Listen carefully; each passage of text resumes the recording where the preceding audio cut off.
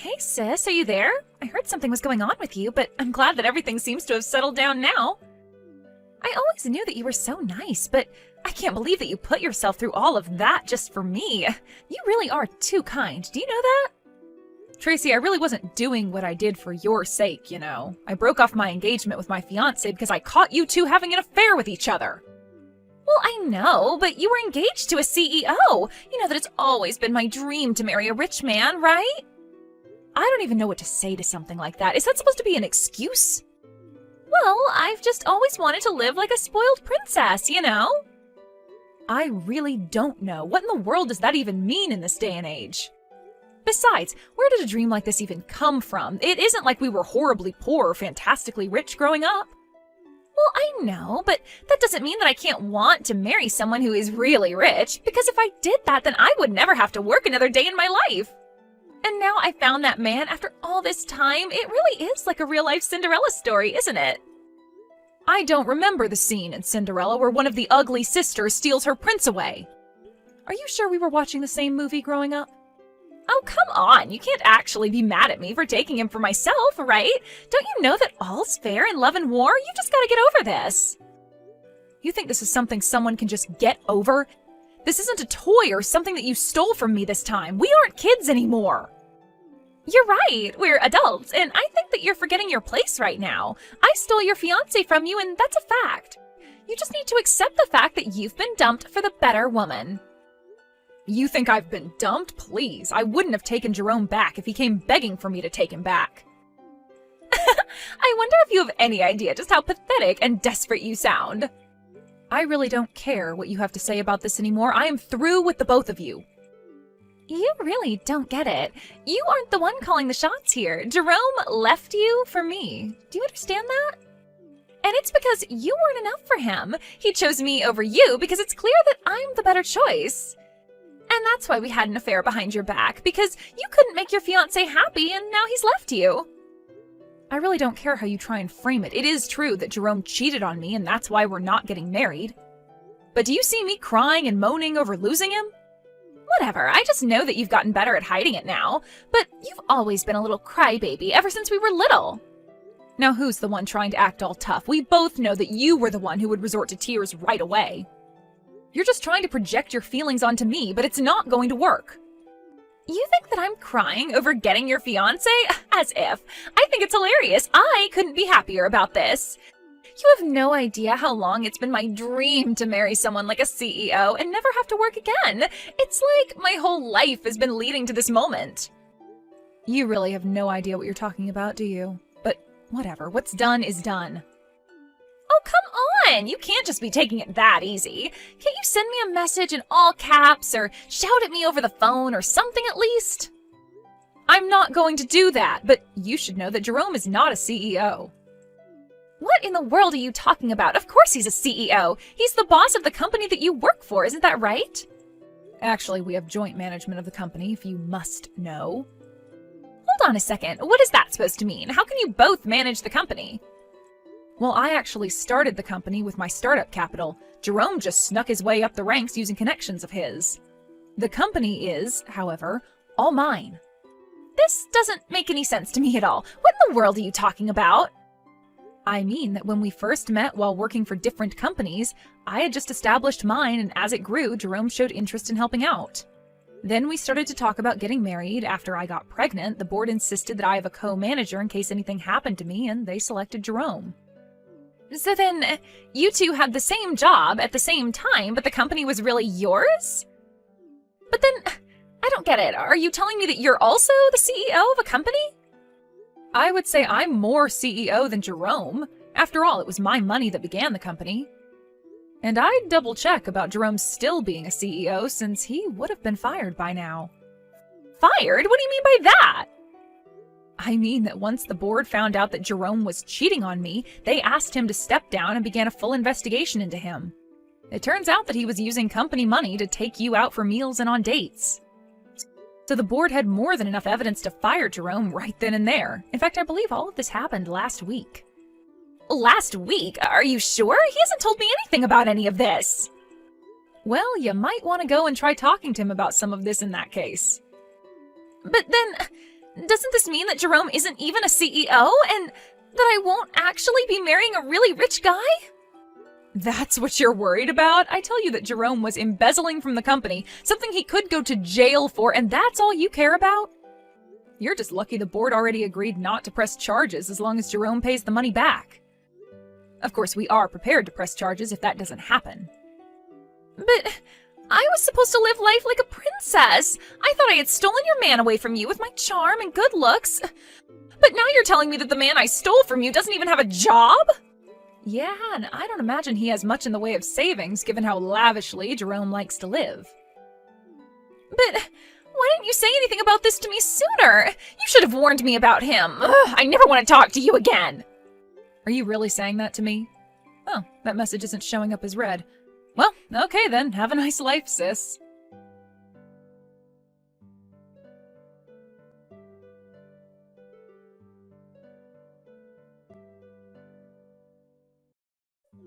Hey Mabel, are you there? What the heck is the matter with you, huh? Why the heck did you have to go and tell your sister that I wasn't the CEO of our company anymore, huh? First of all, it isn't our company. It's always been my company. Second of all, don't be upset just because I told my sister the truth. Not only about your job, but also all about how you were fired. After all, it's not like I ever promised that I wouldn't tell her. You little... Don't you realize what you've done? Now she doesn't want to marry me anymore. You've messed up my whole life with this. Oh, so you mean you've managed to fumble marrying 2 women now? You've really got to work on that, Jerome. You would like to think so, wouldn't you? But it shows what you know. And just what is that even supposed to mean, huh? I mean that I wanted to see how you would react. The truth is that I talked to your sister and smoothed things out. So we're still going to be getting married. And just what kind of lies did you have to tell her to get her to go along with that? I told her that the reason I chose to step down from my position as CEO of our company is so that I can do and start my own company. And I've already been preparing for this for a long time. After all, I was the one who took our company to where it is today. I know all about how to raise a successful company from the ground up now. You're really going to start a company all by yourself? What? Like it's hard? I'm going to start a company and it's going to grow far beyond what you could ever imagine. I'll dominate the industry and become untouchable. Well, you might know how to found a company, but that doesn't mean that you're any good as a manager. And I don't think you've ever shown any promise there anyways. Are you kidding me? You're just jealous because I left you and our company to go start my own with my new woman. You can't actually think that I'm jealous of either you or my sister, right? You realize how stupid you sound, don't you? Whatever. You're the one who doesn't know what you're talking about. Tracy and I are going to live happily ever after while your company just crumbles without me. Just stay out of my way and never try to interfere with my life again. I really don't care what you and my sister choose to do with your lives, but you do realize that you need capital to start a business, right? Do you have that kind of money? Because I know that you still owe me for the legal fees from your affair. You think a genius like me needs to waste my brain power on small details like that? I have big plans, and when I tell them to the bank, they're going to have to give me my loan. And I'll get the loan and start my company and have everything up and running in 6 months. 6 months, huh? You really think you can handle doing all that in such little time? Well, in that case, I want you to pay me what you owe me right now. This is why you always used to get on my nerves. The second you saw that I was going anywhere in life, you would always find a way to try and hold me back. Why can't you just be more like your sister and let me do whatever I want without making little comments on it? If you've got a problem with constructive criticism now, just wait until you're in a boardroom meeting. Besides, you knew that I was like this when we first started dating. Did you really expect me to change? You know, I never even wanted to be engaged to you. But I knew that it was the only way to hold on to my position and my power. But then I met your sister, and I realized I didn't have to sell my soul to live like this. What your sister and I have is true love, and it's going to give us the success we need. Well, I really do hate to stomp on your dreams, but let's just hope that it's true love that you two have. Of course it is! We've tied together and nothing is ever going to come between us. Well, good luck with that. I just hope that you two can stay together long enough to be married. You'll see. We'll prove you wrong! We'll prove everyone wrong! And then you'll realize that you should have never underestimated me. Just now that I'm never going to work with your company again. So when I'm dominating the industry, you'll have to struggle just to keep the lights on. Well, you have to have found your own company and get it off the ground first, so good luck with that. And do hurry up and send me the money that you owe me, okay? Oh, you'll just have to wait for that. But don't worry. Once I have all my success, I'll be sure to pay you back that money with interest. And then you'll realize that that's only a taste of the wealth I'll have. Then you'll see how wrong you were about me.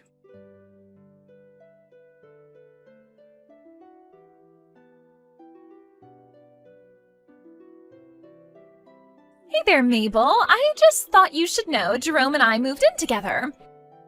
At first, I was worried about all the things you were telling me about him, like how he wasn't a real CEO or how he embezzled from the company. But then he finally started his own company. And now we've moved into an amazing condo, and we're the happiest that we've ever been. It's amazing.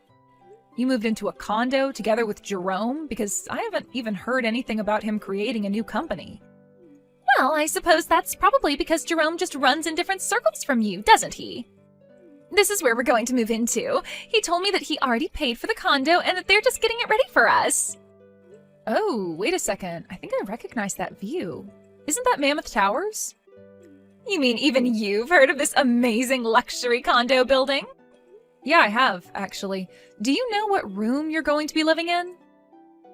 And just why would I share that with you? Don't tell me that you're going to try to break in and try to steal Jerome away from me. Because you should know that the building has guards in it and someone like you won't be allowed in.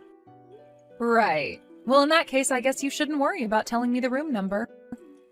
Whatever. If you must know, the room number is 2305. So you're on the 23rd floor then? That's right, we're almost at the very top of the building. I've never gotten to stay in a place so nice. We're finally going to have our happily ever after. Well, it's just kind of funny because that's my unit. Wait, what? What in the world are you talking about? Do you really think I'm going to buy a lie like that? You have to come up with something better. I'm not kidding you at all. I own unit number 2305 in Mammoth Towers. Oh, just stop it already. Jerome sent me that photo from his phone. He was inside the unit and everything. There's no way that you own the building that we're about to move into. That doesn't make any sense at all. Well, yes, I'll say the interior does look like it's changed a lot. Although you should know that I got that unit because we bought it from Jerome's parents. But the building was under his dad's name for a while. Well, now you're not making any sense at all. How can it be your unit if it's under Jerome's dad's name? Okay, I guess I'll have to explain the whole thing then. So, that building was finished about a year ago. Around then, Jerome's dad thought to invest in the building company, thinking he would see some big returns. He bought a unit hoping to make a quick buck flipping it, but he wasn't able to pay for the whole thing. So then he came to me and asked me to buy it. So then, you're telling me that you bought this unit from Jerome's dad who couldn't afford to get one himself? Pretty much, yeah. But now that I look at this photo, I can see that this is from when Jerome's dad still took care of the place. And that's why it's so different from how I have the unit looking now. But this can't be right. I mean, Jerome said that he and I would be moving in there. I already have my bags packed and everything. Well, I don't know what to tell you, except that it's not Jerome's place to choose what to do with it. How could you do this to us? What's the matter with you? I didn't do anything. In fact, you were the one who said that you never wanted to talk to me again. So how is this all coming back on to me? Because we're supposed to go and live in that big condo building. We were supposed to have our happily ever after there. Why do you always have to ruin things for me, Mabel? You're the worst sister ever! Look, I know this is probably a lot for you to take right now, but you can't blame this on me. But it's not just now. You've always stolen everything I wanted from me, even when we were little.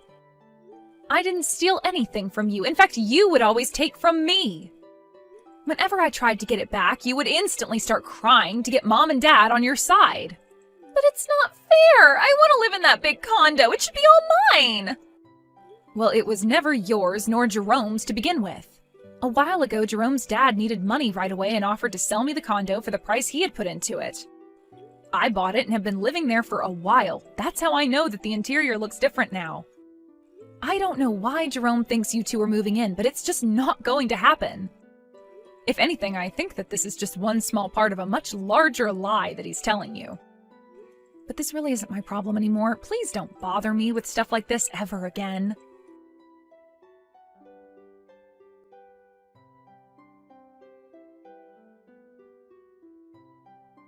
It turns out that when it was time to move, Jerome ended up taking my sister to go and move in with his parents.